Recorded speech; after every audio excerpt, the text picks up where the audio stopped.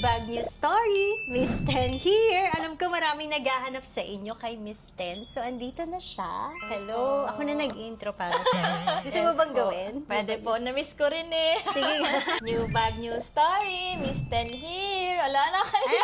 Daming memories. Kamusta? Ayun, okay naman po. It's been a while. Oo nga, ilang months. Around 3 months na po. Nung Yung pumasok last tayo yung work. nakita. Yes po. Aside sa mga dinners natin. Dami naghahanap sa'yo. Kaya hindi ko sinasagot yung ibang comment kasi looking forward ako dito. Gusto kong mag-content tayo about it. Ikaw mag-update sa mga fans mo, sa mga netizens, Sa viewers kung bakit. po. Nasaan na nga ba si Miss Ten? Ito na siya. So, I'm back po ulit dito sa First Mason. Ang dami na pong nangyari and na-miss ko talaga. Actually, hindi ko po in-expect pero mukhang na-miss rin po ako ng ilan sa inyo. Thank you pa rin po sa support. I'm here lang po siguro kasi I think I owe this din sa inyo na magpaalam ng maayos aside sa mga ka-work ko dito to give you an update na rin. Asan na ba si Miss Ten? Ano na bang ganap niya? Eto, busog. Oo nga. Ibig sabihin, happy ka ngayon. Yes Ganun yun, po. di ba? Kapag lumusog ka, you look good. Oo Thank nga, you ganda. po. Blooming ka ngayon. Parang happy. Actually, sabi nung iba, ano ba, bigla na bang nagdadala na ako? Hindi pa ba? Karamihan lang umaano sa amin. May sumisingit to, nagmamassage.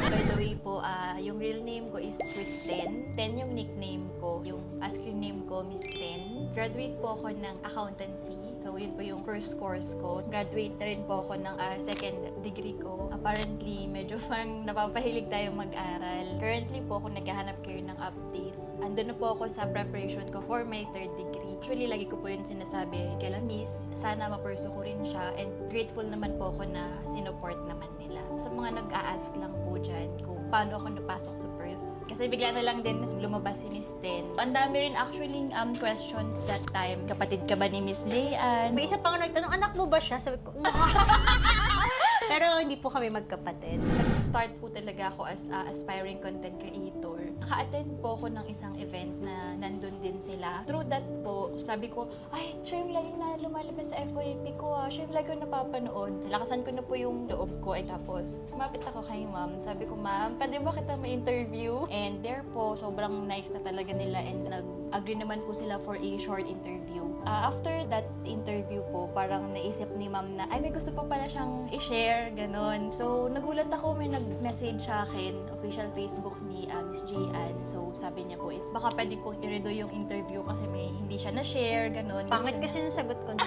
Baka mabash ako. Ang hirap kasi ng question mo. Mahirap About po ba? financial literacy. No? Yes po. Hindi ako Tapos ready. spontaneous din kasi siya, ma'am. Hindi ako ready. Parang sabi ko, ha?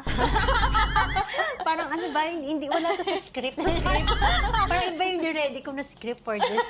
Yung akala ko si Sir Ricky yung cameraman mo. Ayun siya. Naka-hoodie pa kasi si Ricky, no? Opo. Bagets. Very bagets yung ano nun. Attire ni Sir Ricky, naka-hoodie siya, naka-pants, tapos yung kamay niya naka-insert sa hoodie. May hawak siyang malaking camera. So sabi ko, ay wow, si ma'am may official photographer, videographer kasama niya. Gwapo pa, no? Ganon yun ba? Ay, tumawa, babe. Ma-offend ka. Tumawa lang. Na-figure out ko kasi nagpatawag siya ng meeting. Ay hala, yung videographer may So boss pala si Sir Ricky, husband pala siya ni ma'am. Kasi actually, pag nasama niyo sila, wala rin kayo mafe-feel na parang ere talaga. Alam mo yun, as in, hindi niyo mafe-feel na ito sila, ito ka, basta equal footing kayo and level talaga. Sorry na Sir Ricky na pagkamala ka ng videographer. At least ano po yun, compliment po yun kasi akala ko young, di ba?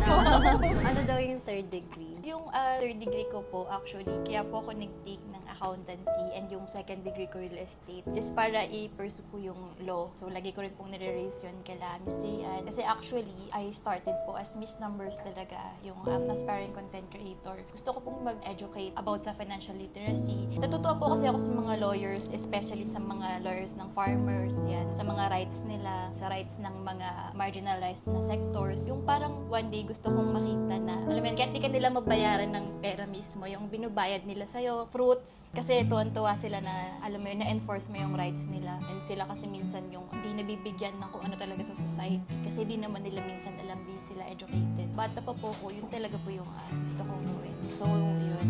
i-pursue ko sana po siya. So finally, nasagot mo na yung maraming question. Ang dami naghahanap actually. Nung una pa ilan-ilan lang, and then nung recent video na, naghahanap siguro sila kasi inisa-isa ko lahat ng member. Tapos wala si Miss Ten. Kaya hindi ako sumasagot eh. Kasi sabi ko, paano ko ba sasabihin? Parang it's not my story to tell. Finally, naghahanap sa kanya, future lawyer siya. Gandang lawyer. Hello? So pag need namin ng mga legal. Fair na sure yun, ma'am. Wave na yung fees. Sabi mo yan, meron tayong digital footprint. Opo, sige. Ano pala yung pinaka most memorable experience mo sa First Maison? Kasi syempre part ka nung nag-grow pa lang yung content creation namin. 'Di ba parang kailan ka pumasok na? April, bago pa lang din ako.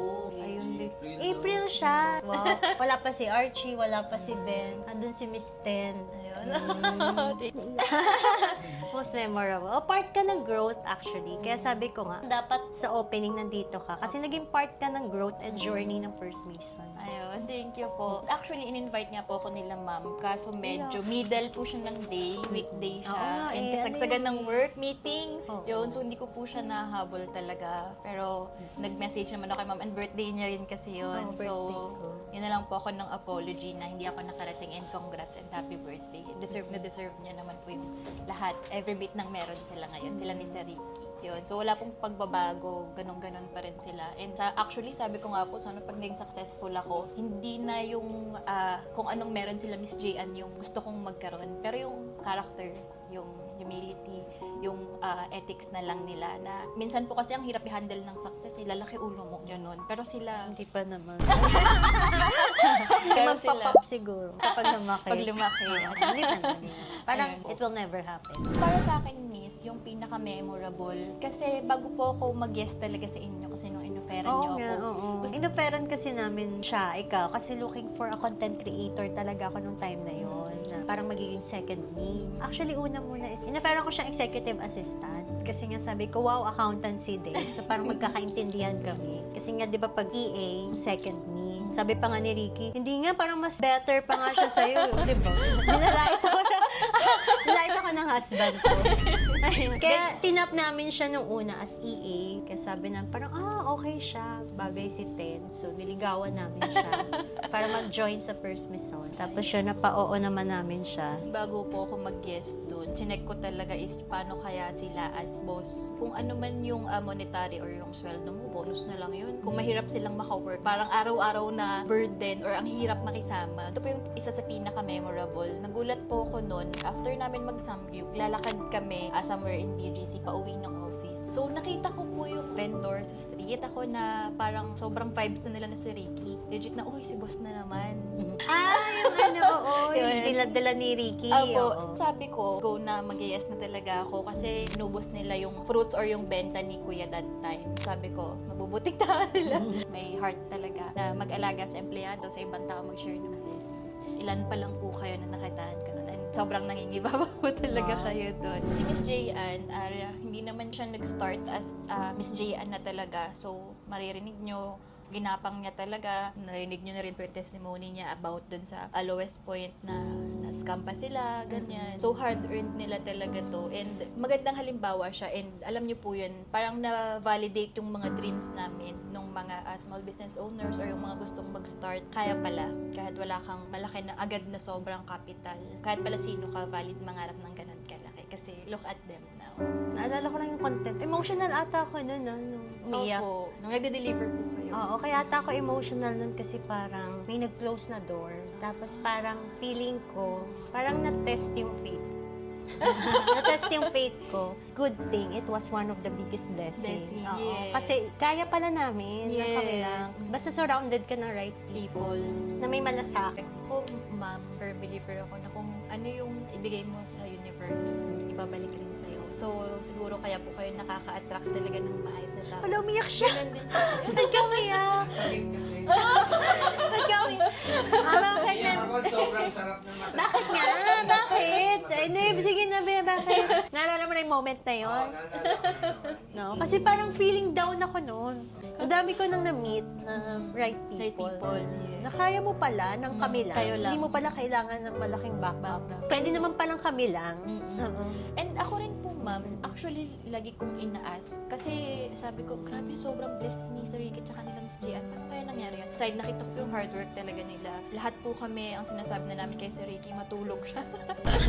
Aside sa hard work, naniniwala rin ako na siguro ito rin talaga yung para sa kanila. Yun din yung laging sinasabi sa akin ni Ma'am Julien, yung general manager namin, sister ni Ma'am, na siguro din para sa kanila lang din talaga. Kumbaga, ito yung destiny nila, ito yung tadhana nila. Malay mo naman, magkita pa tayo in the future. Yung Opo, pag lawyer ka magkikita. na. Oo. Saka hindi naman dito nag-e-end. So, Yes hindi po. lang naman sa first mission nagtatapos. Baka Naman magkikita sana. tayo, Mm. pero iba yung need ko na. Yes po. And ako Or rin, ano, financial advisor ka. Ay, sana nga po. Ako rin po, bilhin na ako ng Ayaw mo ba? bag Ay, oo. kay Miss. Oo, mas okay yun. Pag nagkita tayo next time, bibili ka ng Apo. Birkin mo. Birkin. Sana Mas nga po. magko-content tayo. Apo, content po Sa mga tayo. next year yan. Ano. Yan, gusto ko po yung may ano ka, may goal ka. Pwede po ba 15 years to pay? Teka lang. Sino ka nga ulit? Kinalimutan na. Kasi ba parang may plan ka magtayo ng own business? Getting married na ba? Naka-receive po ako ng tawag sa bahay na unresponsive na raw yung